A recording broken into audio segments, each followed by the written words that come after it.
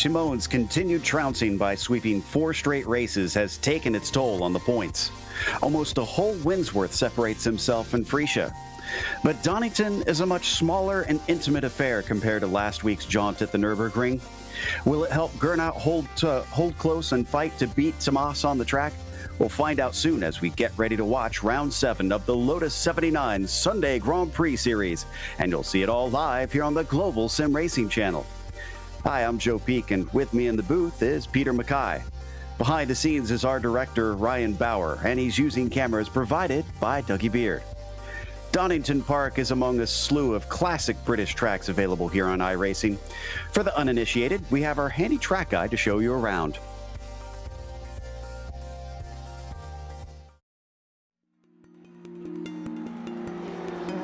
Welcome to Donington Park. This British track can boast the rare feat of hosting Grand Prix racing since before the advent of the modern F1 Championship.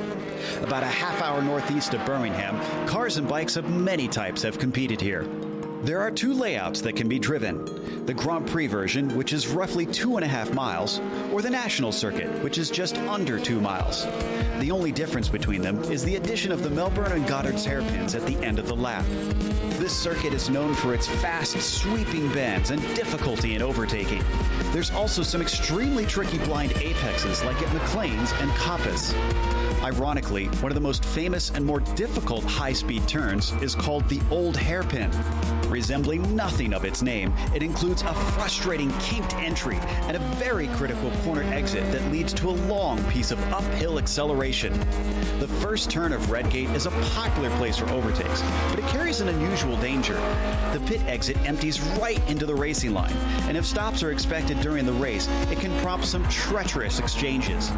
While the circuit is most well known for its extremely wet 1993 European Grand Prix, where Ayrton Senna blitzed the field for a win, currently the track is mainly used for lower-level open-wheelers and touring car racing. Overwhelmingly popular with British fans, Donington Park has established itself as a pivotal circuit in the UK racing scene.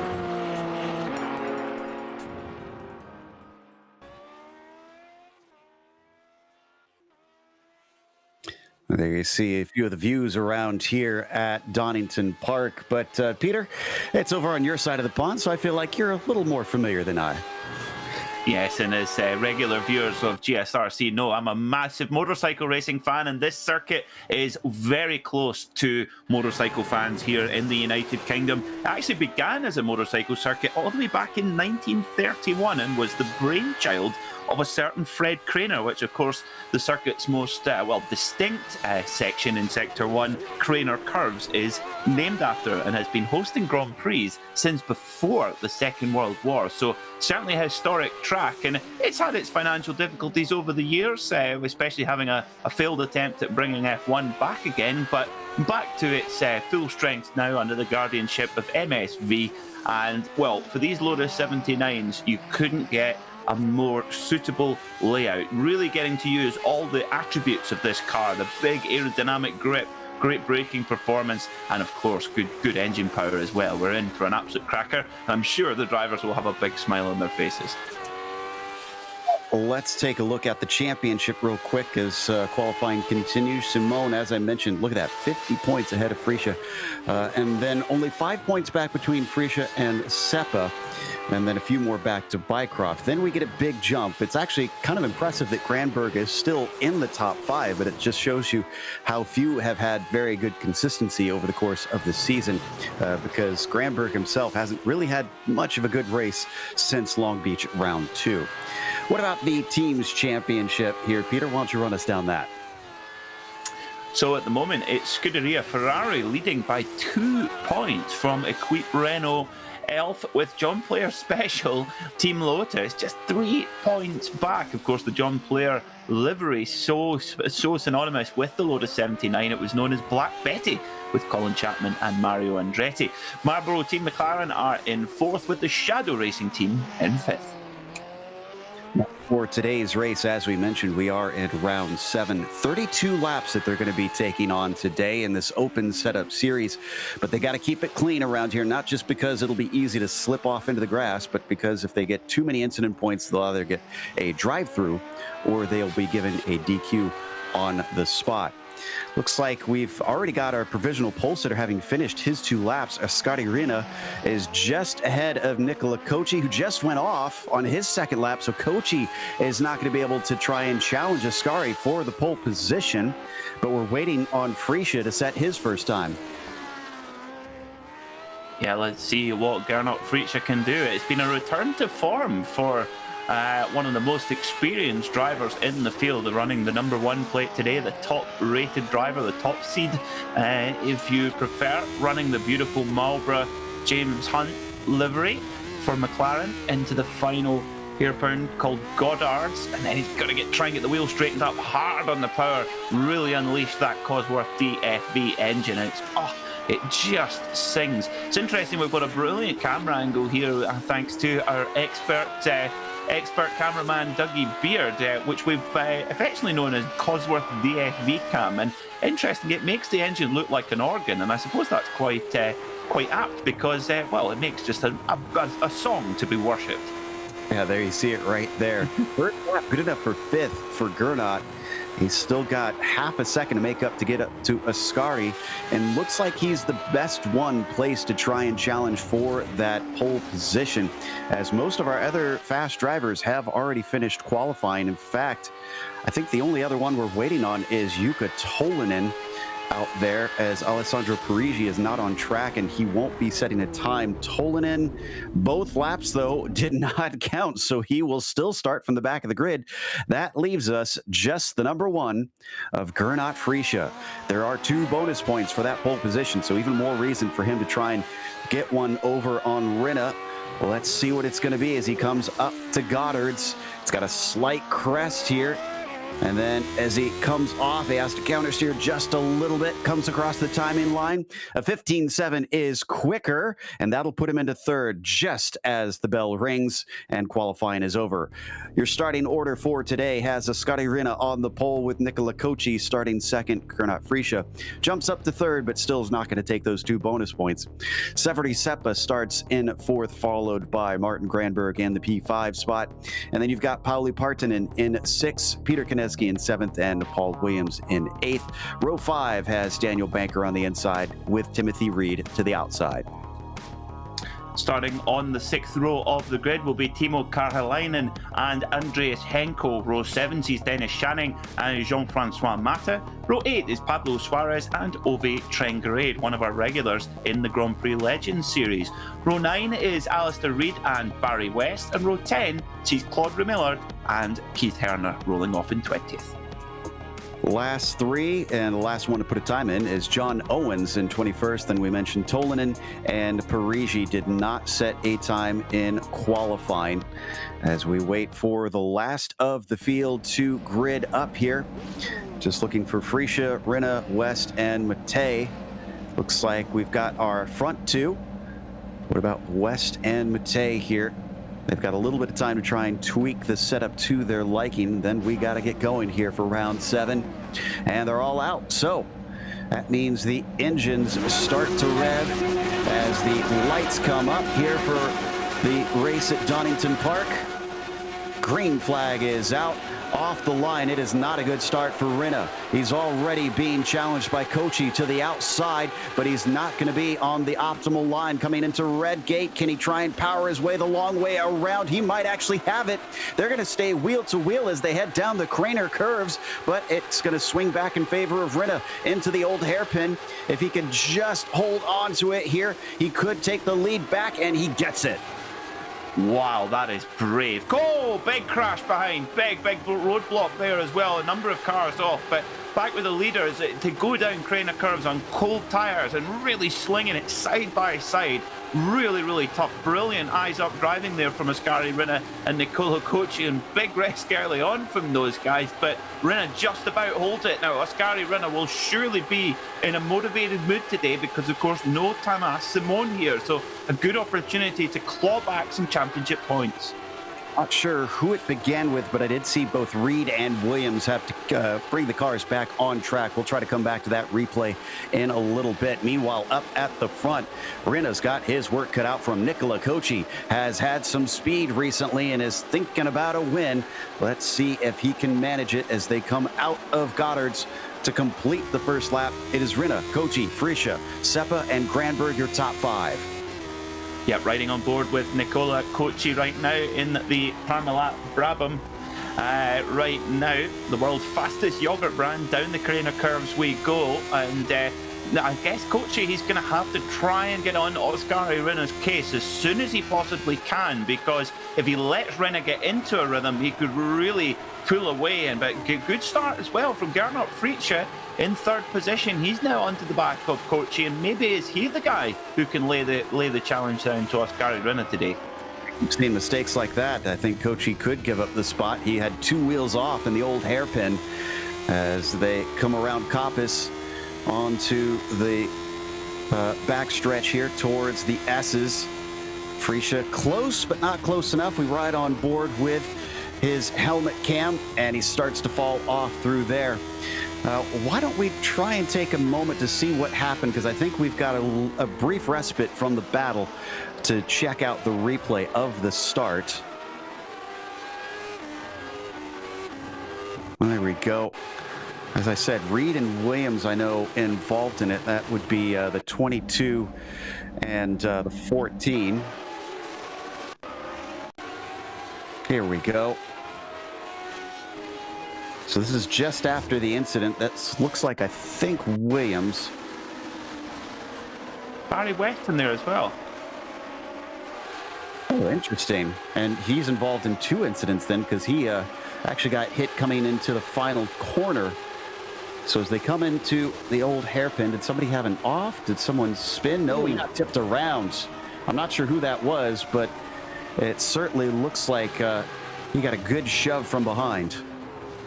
Real shame there for Barry West, of course, one of our most regular drivers here in the Lotus 79 Grand Prix series. But Oskari Rinna really trying to build a gap here early as they come through the Carl Fogarty S's onto the Grand Prix loop. Eddie Lawson, the multiple Grand Prix world champion motorcyclist, referred to this as the parking lot section, and surprise, surprise, he was not a fan of it. I have to say I agree with him. I'm not real big on back-to-back hairpins like this as they come around Goddard's. And Oskari Rinna still holding himself at half a second ahead of Kochi. He is keeping him with him, and I think Partanen just had a problem in the background. The number 7 is getting the car going, but he's losing many positions, and I think the car is crabbing.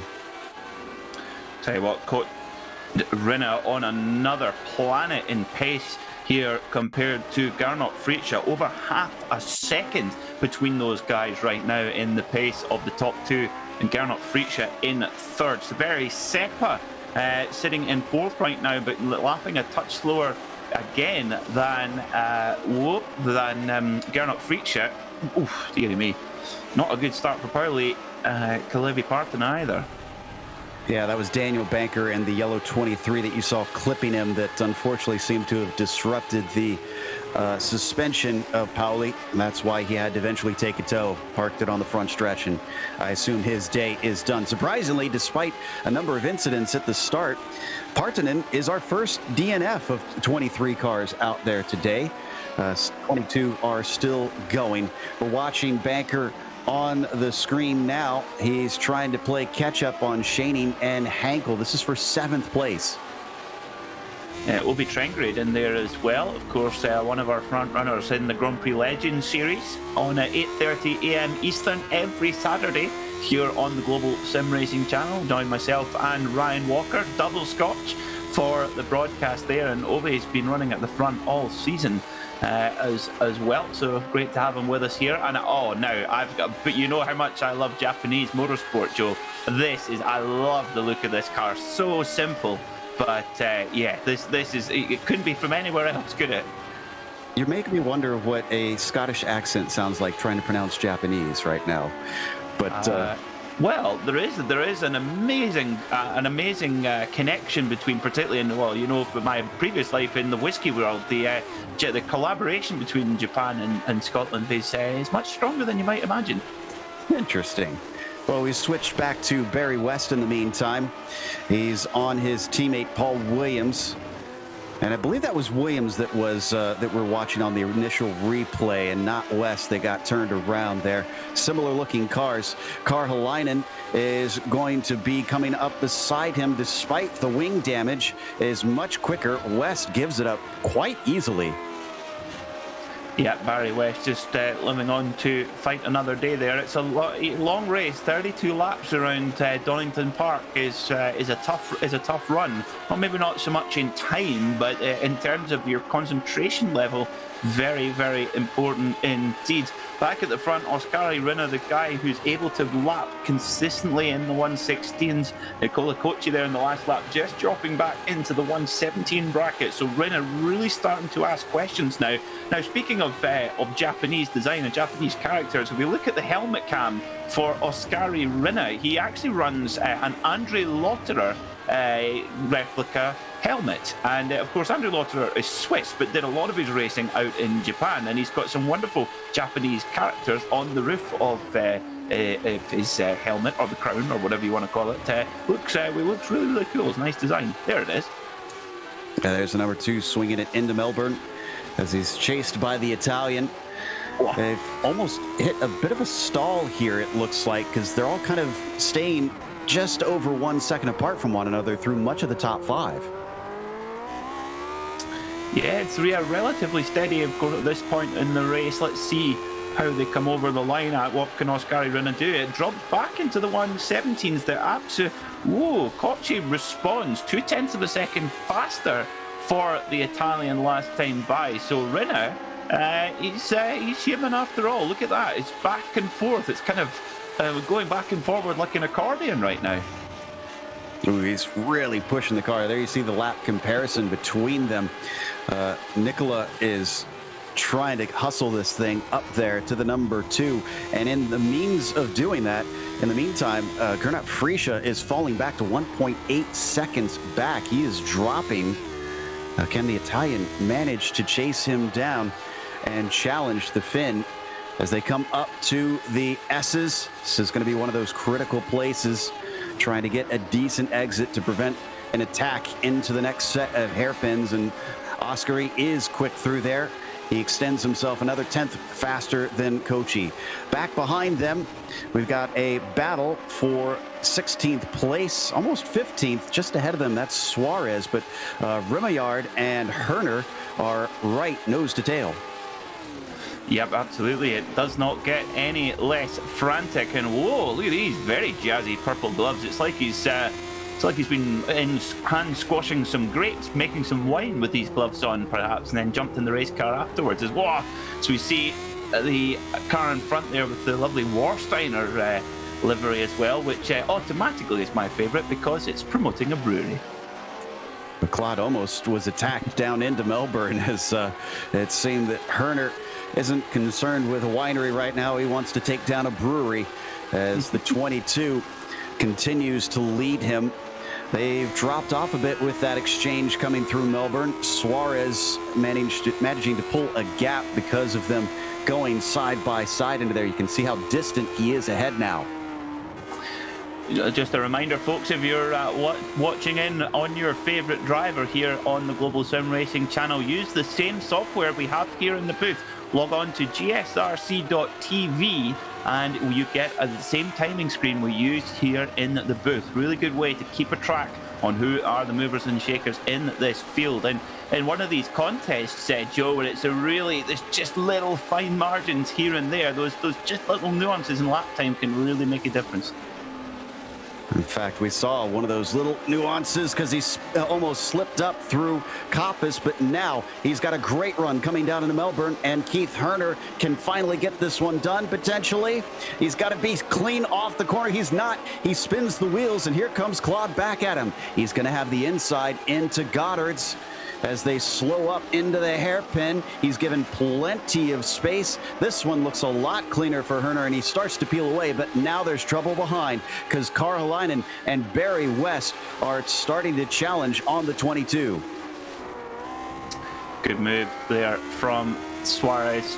Riding on board with Timo Karjalainen, you can see here down Craner curves. This is where the aerodynamic grip, the ground effect of the Lotus 79 is so helpful through the old hairpin. Bet you've never seen a hairpin that looks like that before. Underneath the bridge, and then up to Schwantz curve, named after Kevin Schwantz, the Grand Prix motorcycle champion for Suzuki. Up the hill they go, and that is just the speed these cars can manage. It makes Donington look like a completely different circuit to other Pagines. Ooh, and this is looking good for Barry West. He's got a great run on Timo. He takes a look on him as they come down into the chicane. But it's nothing doing for now. Timo's going to hold him off. In fact, he's going to go on the attack himself. Poor Claude, for the second lap in a row, is going to find himself on the outside coming into Melbourne. Can he fend him off? He's going to try to, and it's a much better run for the 22 this time as we watch from on board Barry West. He's got the popcorn position, watching as all this action unfolds in front, way wide around the final hairpin. Karjalainen, I'm surprised he's still side by side with the 22 as they come into Red Gate. Can he manage to complete this pass? The answer is no. Yeah, shuts the door there into on the exit of Redgate, and then it's kind of one line down here all the way through Craners. Sometimes you'll see drivers having a big lunge up the inside of the old hairpin, but in these open wheeler cars at this type of speed, not really as big of an option. So you've got to maybe wait for your opportunity either into the Carl Fogarty S's or in the Grand Prix loop, or the Melbourne loop as it's sometimes referred to as well. Oskari Rinne leading off from pole position, and this will be very, very helpful for his championship aspirations. He's kind of had to play second fiddle to Thomas Simon so far, but Nicola Cocci, he is just hanging on. Just when you think Rinne's starting to escape, Cocci responds. Yeah, I have to remember that Rinne hasn't shown up every week this season, so that's partly why he's so far down. They will get drop weeks. Oh, and that battle we were watching before, Karjalainen has spun it coming out of Melbourne.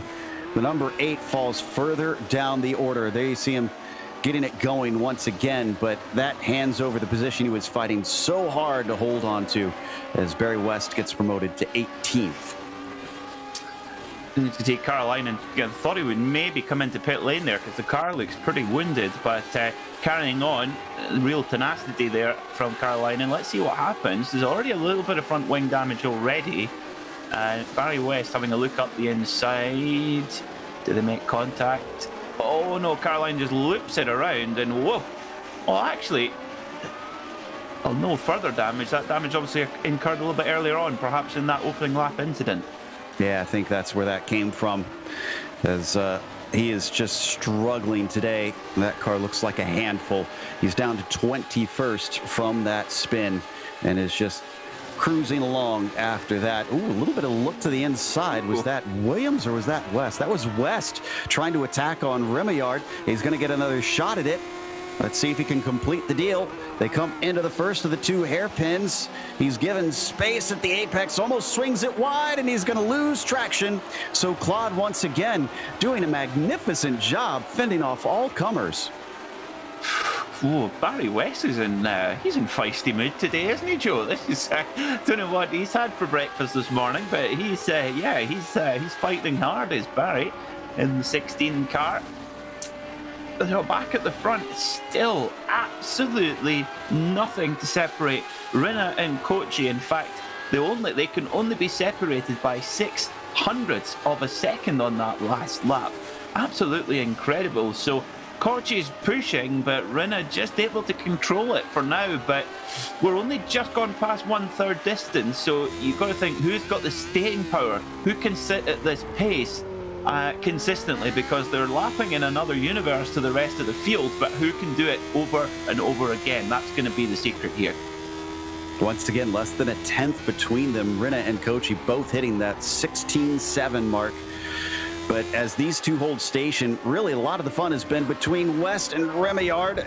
And Claude, once again, is not willing to give it up, but he's slow off of the chicane. So here comes Barry West at him. It didn't work last time because he spun the wheels. Has he got a more gentle foot this time? Yes, he does. And Barry looks like he might have it. He tries to stay defensive, comes back to the racing line, and now another of the blue and white cars attacking on the 22s. That's Paul Williams Barry. Taking a look. Barry going wide and giving it right back. Here they go again down to Redgate. Oh, that's such a pity. Barry got such a good run there out of the Melbourne hairpin, but he's going to have another look at Redgate. I think he might have to get best here. Oh, side-by-side down Craner curves. This is always really sketchy as well. Barry West versus Remillard. Absolutely superb. But Barry gets the spot back as Cloud Remillard. Big wiggle there coming into the old hairpin. So as they come up to McLean's, they finally spread apart at least a little bit.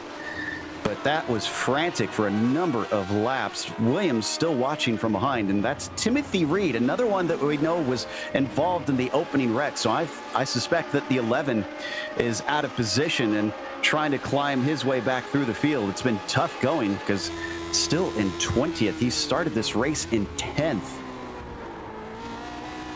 Yeah, not a good day there for Timothy Reed. One to forget. Donington's an interesting circuit. It is a little bit Marmite in terms of driver's pace around. I mean, I for one love driving around here, but for whatever reason, I am just incredibly slow, even more than normal. Also seems tough to pass. The drivers just having a hard time making things work, though it's not impossible, clearly. They come across the line and just close to the halfway mark at this point. Well, while we stepped away from it, I'm looking up at the timing, and Peter, it looks like Rinna has responded. He is now farther away. Well, actually, Rinna's lapped exactly the same. He's put in another, and I mean, look at this. Look at how consistent his lap times are. It's actually Kochi, a 1:17.4 last time around, and look at that. Just nearly 0.7 of a second drop. So that was not Rinna going quicker. It was actually Kochi making some sort of mistake, and that could be absolutely vital. And Rinna will be thinking, right now we really push and build a margin here. And look at that again, another 0.4 of a second right there for Oskari Rinna. And again, Kochi into the 1:17s again. Rinna lapping almost identical every lap, but where we thought who can do it consistently, it would appear is Oskari Rinna who can. Back to Timothy Reed here at the back of the field, with West now leading the train, actually starting to run away. We have changed face a little bit. Ahead of them, I just noticed it looks like Parigi is off and into the pits very slowly. Why is Parigi creeping into pit lane here? This is bizarre. Did he blow his engine? I think he blew his engine. Oh, it doesn't look to have a great deal of forward drive anyway. It's a bit late for brake dragging, so let's see. Yeah, it's going to be into Goddard's, so he'll come around Melbourne hairpin and watch into the braking. I wonder if he downshifted into the wrong gear. I remember blowing up my Corvette C6 GT1 engine here, and I did shed a tear. One of those beautiful. There it is. Yeah. Bang! Oh dear. And she's gone. So that's why he was so slow into pit lane. That makes our latest retirement, John Owens, we haven't mentioned, also out of this race. So 20 cars left running as we once again glance at our leaders. Last time through, a 16.8 for Rinna, a 16.6 for Kochi. There we go. He's back on his horse. Much more like it there from Nicola Kochi, 1:16.6. Wow, proper quick as well. And now, Joe, of course, the drivers they're about they are right on half race distance, and of course these machines burn off fuel at an extraordinary pace. So the cars are forever getting lighter as the race goes on. So we should see some real hot lap times getting laid in over the next few laps. And there you saw, that's Karjalainen getting past Timothy Reed, recovering from his spin earlier on. Now he goes to try and chase down Williams and Remillard, who he was with before. So incredible pace in the number 8. Just seemed that he couldn't get away from them before. No, that definitely didn't seem so. Fastest lap of the race for Nicola Cocci, 1:16.4. So he's got the hurry on. He's had a couple of little bit sloppy laps, relatively speaking, and now thinking, right, no more Mr. Nice Guy. I'm going to put in some fast lap time. So Nicola Cocci on the move. Before we switched over to Hankel here, that was indeed Williams going slow. Slipped up out of Coppice, and he let 2 cars by from that one. As we take a look at our 7th place driver, getting ever closer to Peter Konieczny. All this action at the back of the pack, and then looking forward to the front. We've missed the middle of the field, which has remained a little bit static until now, as the pair of them get ever closer, less than a second splitting them. Yeah, they're doing a great job. I mean, to get in the top 10 in this level of racing is absolutely exceptional, because of course this is open to any driver on iRacing, and today we have a split. So what that means is we have too many drivers for just one race. So the top rated drivers go into the top split, and the rest go into the bottom split, or bottom splits plural. So this is the best of the best, and if you can be running in the heart of the top 10 that these guys are right now, you've done a mega job. So we continue to ride on board with Timo. He's had a look at Claude this last lap. He didn't manage to get the pass done, though. They come into the chicane out of the S's, and once again down to Melbourne as they hit that downhill braking. Claude gonna not have to give way at the apex this time like he has many times in this race. Looking a little bit more stable coming in, and just simply holding on to this 17th. So what's fascinating, Joe, is that although the 1:16s were very much the exclusive members club of Rinne and Cocci, now they've been joined by Fritsche, Seppa and Granberg are all lapping in the mid 1:16s as well. So all of a sudden, third back to fifth have just found about a second in pace. So with that fuel burning off, they're really starting to come alive. So perhaps we might see Fritsche, Seppa and Granberg starting to maybe have lost a little bit too much time now, but they'll certainly be going up in pace as the race carries on. So we go over the line once more. Cocci quicker again, 1:16.5, another 10th taken out of Rinne, and the gap's down to 1.7 seconds. Back to Claude, and each time they come out of one of these slower corners, Timo gets a good run, but doesn't capitalize on it.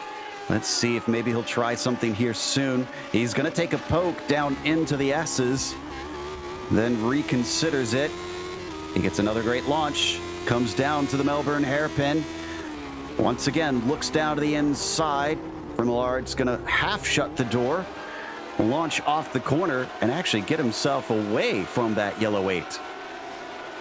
Yeah, we're getting a really good drive there, kind of a slow in, fast out strategy there, and almost coming to blows there at Goddard at the final hairpin. But Timo Karolainen on the charge back again after what has been a difficult day. But having that front wing damage, Joe, that's really got to be made a bit of a handful to get turned into the corner. Also slow in a straight line. Oh, we got to go to Hankel because he's been working on this one for a while. Oh, it's on screen. Another look to the inside down through the old hairpin. It's all going off at the same time. And it looks like Hankel's finally going to get past Konieczny in the Melbourne hairpin, but Peter's going to fight back down into Goddard's, tries to get his nose in. It's not there. The door is shut, and the 12 retains P6. You see that car, the number 12 car, British Air Ferries, when there was a bit of a hovercraft craze in the UK for the Channel crossing and stuff. Another thing with another form of ground effect, I suppose. If you reverse, if you like the reverse, yeah, it can make it go up rather than down. Also, a particular sponsor for family planning. Indeed. And yeah, nice move, just sent it in. And with a good slick pass into the Melbourne hairpin and trying to leave him behind. Driver that we haven't been able to leave alone for too long much of this race, Timothy Reed, still working on Timo Karolainen while also holding back Paul Williams. We watched Paul make a slip up through Coppice and handed over these positions. Looks like he's ready to try and take him back.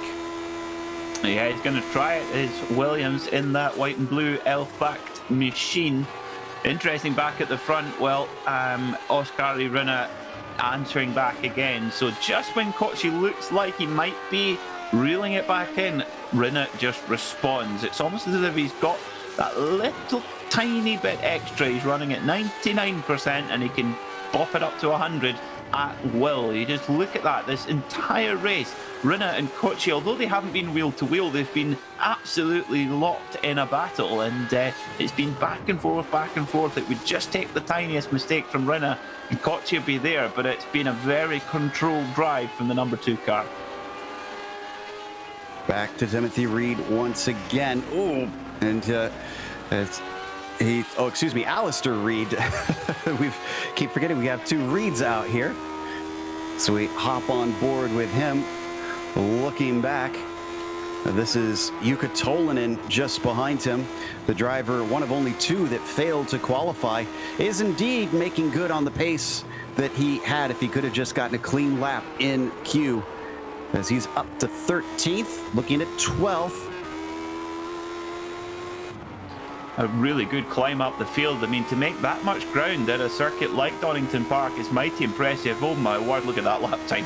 Oskari Rinne 116.2. And Seppa one up it. Oh, hello. 116.1. So it looks like, Joe, I have to say, for 3 or 4 laps ago, I was thinking maybe a 115 is maybe a little bit too much of an ask. But these guys, they continue to surprise us every single week. And Seppa grabbing that fastest lap. We have to remember that some drivers have set up the car to be a little bit more stable and quick at the end rather than at the beginning. So I wonder if his John Player special is set up to really be a lightning bolt in these final 10 laps rather than take off at the start of the race. Yeah, he's hoping to smoke them at the end. See what you did there, sir.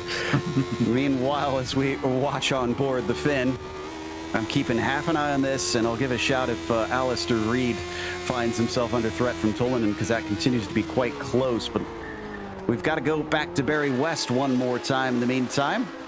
Oh, as he goes a little bit wide, way too wide, and Karhalainen snatches up 16th. Yeah, Karhalainen right back on the charge again. You've got to think that with a clean race, he might have been up there fighting in the heart of the top 10, but if buts and maybes do not count in motor racing. So 10 laps to go here at Donington Park. Even with the full Grand Prix layout, it is a pretty quick lap around here at Donington. So we're right on board with Jukka Tolinen in this bright yellow, 2 bright yellow machines. We've got the Camel Lotus up ahead. Now, which is the paint scheme on Tolinen's car? Ah, Elf Renault. I had a slot car that was like this car.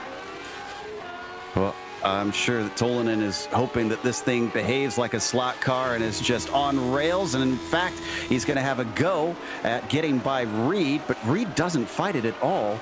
Almost looked like Alistair maybe gave that one up. No, he's coming back at him. He's got a great run off of Redgate. If he dares into the old hairpin, that'll be a mighty move, but the car gets a little loose through the Craner curves, and he's not able to capitalize. Another mistake there from Tolinen as he puts 2 wheels into the dirt up to the crest of McLean's. Alistair Reed just runs out of grip and has to get back in line. It might have just been my feed there, but maybe a little bit of connection issue there for Alistair Reed, possibly. Could have just been at my end, but whoa, you can see the difference in the corner speeds, mid-corner and out of the corner. Speaking of slot cars, a certain Lewis Hamilton used to put sellotape around the wheels of his Electrics car to get them to slide more. I have to say, that is pretty cool. I like that. That's a fun little idea. Meanwhile, as we come over to Peter Konecki, a little bit farther up the road, he has now caught up to Hankel. Well, actually, no, he was passed by Hankel a little bit early, excuse me. And the 13 is trying to come back at him, actually. Oh, you just see how planted the car is there through the old hairpin. It is a real bravery corner. Now, interestingly, in the background there, Was that our... No, it was another of the Parmalat Brabhams. I'm just going to see if there's lap traffic going to be an issue for our leaders. Yes, yes, there will be. I think by the time we get to the end, between now and the end of the race, our leaders might start to come up on the tail end of the field. That normally doesn't play a factor because there's great respect amongst the drivers, but certainly something that Oskari Rinne could probably do without. And as you can see, the group that he's going to come up on is the group we've been watching that have been fighting so fiercely. They're going to be awful distracted when they get those blue flags, which, again, as you said, is not good news for Rinne. Yeah, and that's the thing is that when you're... It's okay when you get the blue flag and you're not in a battle, you're kind of in no man's land. You can easily... It doesn't make any difference to, pull over and slow down. But these guys are embroiled in a battle. And yeah, the blue flag, you can just sometimes conveniently ignore it. A little bit like a dog with selective hearing. Sounds exactly like my dogs. Meanwhile, it is a Lotus, after all. Yeah, which the joke here is my dog is actually named Lotus, for those who don't know. As Keith Herner is chasing Pablo Suarez to see if he can get into 14th. They come off of the Goddard's hairpin, but he doesn't get enough of a run to try and attack into Redgate. Looks like he lost a few car lengths there coming around along the pit straight. Severi Seppa really on the move here in fourth. Another fast lap, 1:16.5, and he's on the case of Gernot Fritzsche. Fritzsche lapping actually in the 1:17s at this point. So Seppa, the man on the move. We know he likes the car moving around. His tyres will be beginning to drop off, but Gernot Fritzsche, ever the Iceman, just responds there with a 1:16.4, just to say, I can do it. I'm just taking my time. It's Sunday afternoon after all. Fritzsche, I think, is going to be in trouble here soon. It does look like there's a little bit of damage on Seppa's car, but I think that might just be from bumps and curbs. Now, granted, it can still affect you and affect the pace of the car. Yeah, left front of the wing definitely has a little bit of a kink in it. That's obviously someone in the fifth row of the grandstand coughed and it bent the wafer thin bodywork on these cars. They are very, very light and fragile. You wouldn't have wanted to have a crash in one of these cars. The safety was getting better, but still a long, long way from what we have today. Oskari Rinne, well, this has been a superb drive. Really controlled. Mikko Kochi has really asked a lot of questions throughout the race. A 1:16.3 on the last lap for Kochi, a 1:16.1 for Rinne. So is Oskari Rinne going to break that 1:16 barrier? And we know these guys at the very top, Joe. You've got to think that right now he's thinking, right, I want to win this race from pole, but I want that 1:15. Certainly. And also you have to wonder what would have happened as we take a look at Suarez under attack from Herner. What would have happened if Kochi had shown up to more races this season? Because he's only attended 2 of them from what I'm seeing on my charts right now. As they come down through the S's, Suarez, who has to be smooth, is as smooth as you like and doesn't give Herner a chance to try and attack into the Melbourne hairpin. Behind them as well, that is Timo Karjalainen. That's 4th position. So if they start squabbling, then you could see a 3-car fight. Possibly, yep. Timo Karjalainen, the man on the recovery drive right now. And that's a recovery and a half. Well, he's not going to catch him that way, that's for sure. That was full arms crossed. Goodness me. What a catch. Well, he's finished, so you'd expect he'd be able to slide the car pretty easily. Back to Timothy Reed. And where is Oskari? Oskari's there. He is right there. And it looks like Timothy's going to pull over. Yeah, there's that respect you were talking about. The drivers know what's up in this series. And when that leader comes up to you and they see how close second place is, they're not going to hold them up. It's an interesting dynamic, isn't it, Joe? Because, of course, we have the... here on the Global SimRacing Channel, we have the classic Grand Prix Legends series on Saturday mornings, 8:30 a.m. Eastern. We have Camel GT, 11 a.m. Eastern, and of course the Lotus 79 series here at 11:30 Eastern on Sundays. And well, it's back in the day, in period, the camaraderie between the drivers was completely different to what we have today, given the danger. And there was much more of a kind of closeness between the drivers, and it's amazing how that transfers over into the sim world. It's definitely the camaraderie is definitely stronger between the drivers than those in, say, GT3 or touring cars or whatever. Well, I think it's a double whammy. It is a smaller group than what you get in the GTEs or GT3s, which are very popular here on iRacing, but you also have to consider, even though life and limb is not on the line, these are hard cars to drive, and I think every one of the drivers knows it, so they're not interested in trying to make life any worse for each other. Absolutely, and of course these cars as well, any form of contact, and well, these cars will fold like a cheap suit, so there is you can't afford that damage. And one of the things that, if you're new to the series here, one of the things that might surprise you is that the leading drivers are very cooperative in handing over what would normally be closely guarded setup information to help those who are maybe less experienced to get up to speed in these cars. And of course, being really fickle Grand Prix machines, the way that they're set up is so important to getting the best out of them. Indeed, as we ride on board now with Matej chasing Tolinen. Now, Tolinen, I think it was with Alistair Reed he was fighting before, so he must have overtaken Jean-Francois when we weren't looking. Now getting himself up into 11th, continuing his climb forward. So we're going to leave this behind and go back to third place. The lap traffic is not only going to hamper our leaders, but also this battle for P3. They just went by Timothy Reed as well, who tried his best to stay wide, but it still put them offline as Seppa and Frecia are only split by 0.7 of a second, and there are less than 3 laps to go. I think Seppa could be the first man to drop into the 1 minute 15 barrier. Oh, big slide for Gernot Frecia, and here comes Seppa. He moves out the way to allow Seppa by. He's not got the momentum. Now it won't be this time around that Seppa sets that 1:15, but oh, Gernot Frecia doing a great job to recover and get back up to speed so quickly. But, well, you mentioned how difficult these cars are to drive, Joe. You're absolutely right. If Gernot Frecia can have a huge moment like that, that just shows you.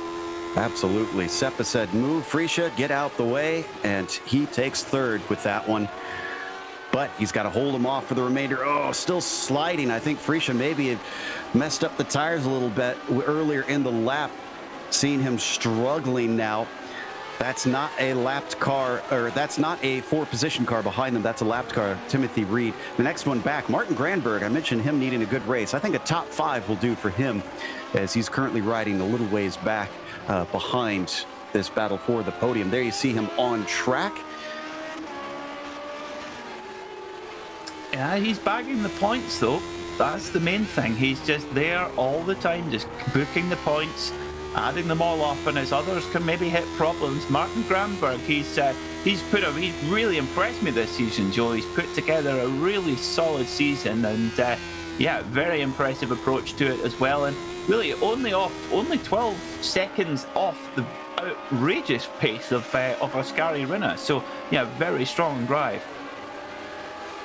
And this was a battle, but Timo Karhalainen also a little too polite as he was trying to take over Suarez, but he saw Rinne coming up to him and slowed it up just to allow the leaders through. It is towards the end of the race here, and that's for one of the lower positions, so he felt it was more important to give Rinne clear track.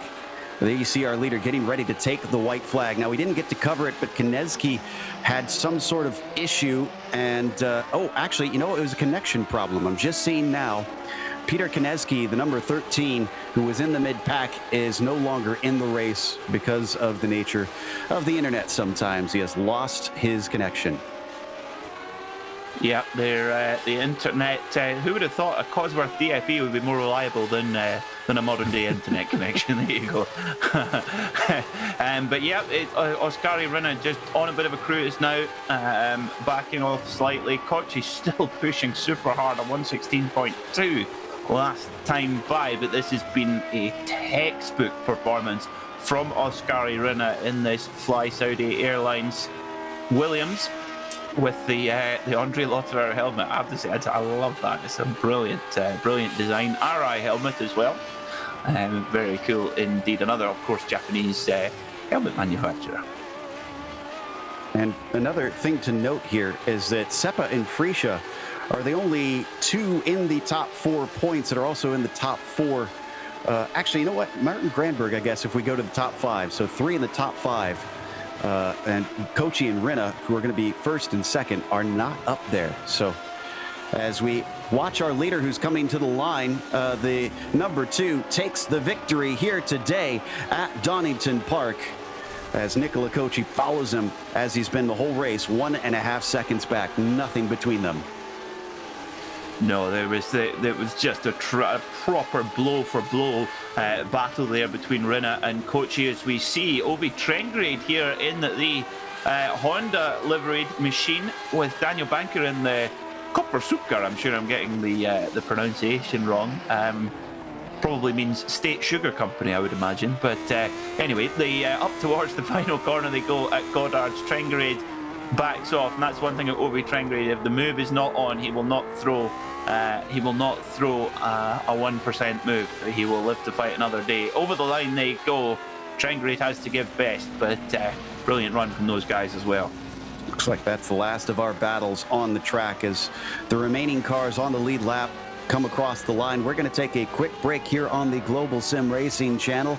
We'll come back with the official results as well as driver interviews, so stick around.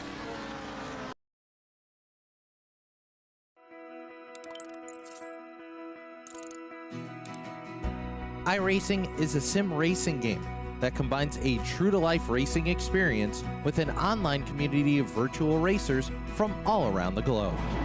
iRacing offers a multitude of officially licensed cars and tracks, laser scanned with millimeter accuracy. Their car models and mechanical systems are based on real-world physics, engineered in cooperation with manufacturers and race teams. Their skill license system ranges from rookie to pro, ensuring members are always pitted against those with similar skill sets. Members are able to sign up for a weekly race series, compete in time trials, host a private race with friends, and participate in racing leagues created and run by the community. With over 170,000 members, iRacing works in partnership with renowned motorsports organizations like NASCAR to deliver virtual races based on the real-life NASCAR Cup Series, as well as many other series on the NASCAR ladder. iRacing also features team racing, providing a variety of options for members to create and manage their own teams. Race with friends or real-world teammates in full-length endurance events like the 24 Hours of Daytona, Spa 24, or the Bathurst 12-Hour. Additional partners include IMSA, World of Outlaws, Supercars, and IndyCar, allowing members to race in their very own Indianapolis 500, Bathurst 1000, Chili Bowl, and many more iconic events. This is iRacing, delivering the most authentic racing experience short of getting into a real race car. Sign up today at iRacing.com.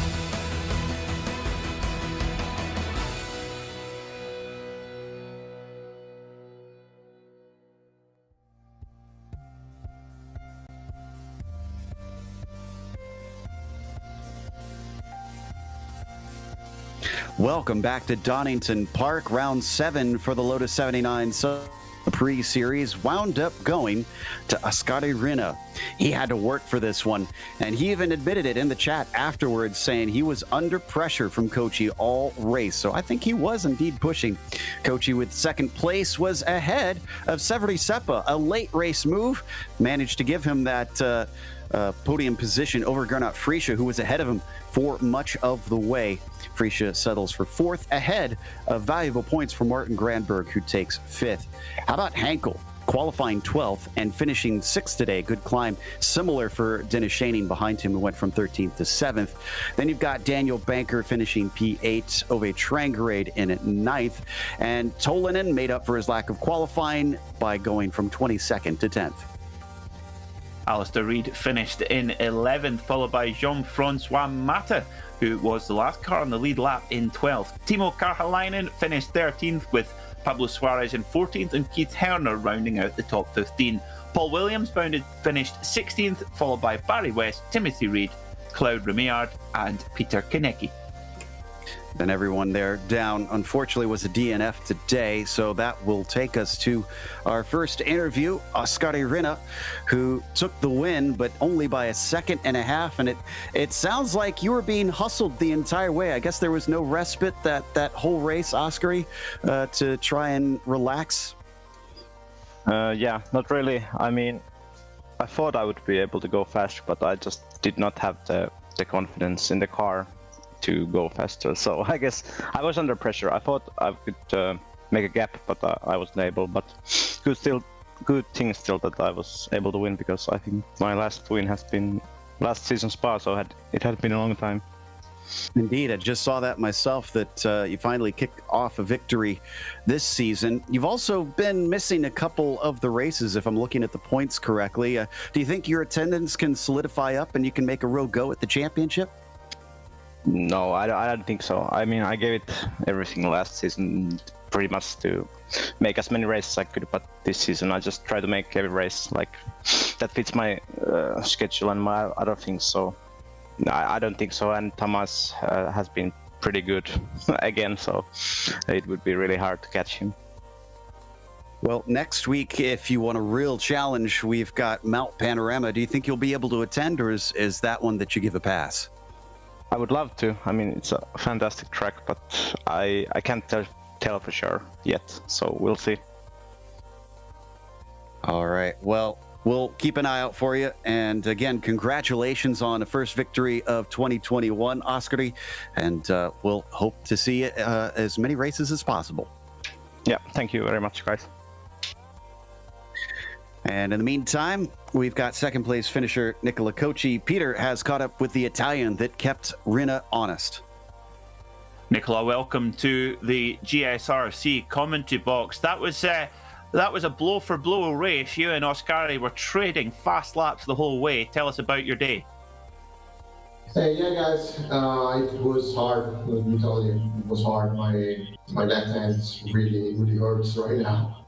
But yeah, it is very, very hard to get everything right every single lap for the whole race. So this kind of fluctuation between faster lap, a little bit slower lap, it's normal, I think, because the track is very tricky and you have to take a lot of risk in several different corners. Otherwise, you're going to lose so much time that you're not even competitive at all. So yeah, it's hard. You have to be always on top of the car, always 100%. Otherwise, it's going to be lots of problems. And of course, you and, as you mentioned, you and Oskari were so close on pace all race long. Was there any particular area where he maybe just had the edge, which just made that tiny difference across the race distance? I think he was very, very strong to the Craner corner. It's called like that. Yeah. Like the fast right-hander. He was very, very strong there. And I almost, most of the time I was able to match him, but sometimes I would just like slip a little bit of grass, or the car would just oversteering a little bit too much. And every time that happened, I saw like the relative goes up. But on the rest of the track, I think that the couple of corners after that one, I was a little bit faster. And it was pretty much the same for the rest of the track. So yeah, it's we were very, very match on pace, and I was even a little bit surprised about that. Well, we appreciate the insight, Nico. Very interesting indeed. It was certainly, you looked identical on the screen anyway. It's great to get that inside knowledge. Before we let you go to go and enjoy this second place finish, who would you like to shout out to here on the Global SimRacing Channel? Yeah, I would like to thank Steve Whiter that is passing a little bit of a rough time right now, and he always helped me with insights and advices about this car since I go back. And to be honest, I thanks all the lap cars that it was behaving very, very well this time. And Gernot and Oscar and all the fastest drivers that always put a very, very interesting challenge every race. So I thank them all. Well, Nico, thank you very much, and all the best of luck next week at Bathurst, and looking forward to speaking to you again here very soon. Next week is Bathurst? I believe so. Get practicing. Yeah, get practicing and get some luck if I am able to buy some. Yeah. Okay, guys. Thanks, Nico. Speak soon. Thanks. See you again. Clearly someone got out by that one, as that's going to close out our interviews for the day. As we also give thanks to the Lotus 79 community for bringing us back for another season of coverage here on GSRC. But also we want to thank the companies that provide the software and the hardware for our broadcast listed here on your screen. Additional thanks go to June Lalonde, who provides our wonderful music. Her Bandcamp is listed there at the bottom. But thanks to the team today, Peter, Ryan, and Dougie. If you'd like to find out more about GSRC, including our upcoming races, you can find it at globalsimracingchannel.com.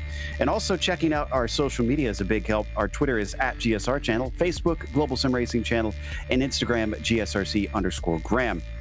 If you'd like to support us, check out our merchandise store. It's simply gsrc.storenv.com. We have a link in the description below, making it nice and easy for you. And also as easy is subscribing to the channel. Make sure and click that big red subscribe button so you don't miss a moment here on GSRC. The next race is going to be at Bathurst, as we mentioned. That'll be Sunday, February 7th at 11:30 a.m. Eastern. But we have upcoming races for other series listed on the screen, so check those out and mark them down on your calendar. And including up next is the Absolute Beginners League going to Interlagos. That kicks off at 2 p.m. Eastern, so don't miss that one. Until next time, race clean, race hard. We'll see you on the track.